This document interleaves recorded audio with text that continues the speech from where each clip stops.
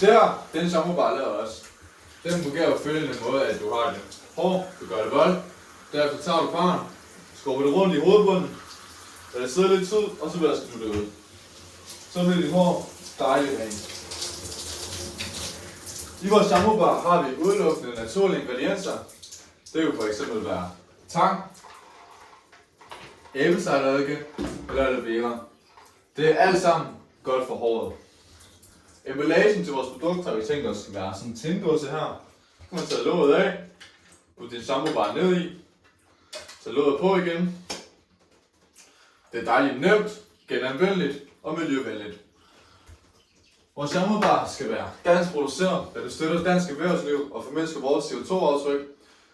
Og shampoo-baren er faktisk inspireret fra Australien. Selve virksomheden hedder Dindy Naturals, og jeg kender delvist ejeren.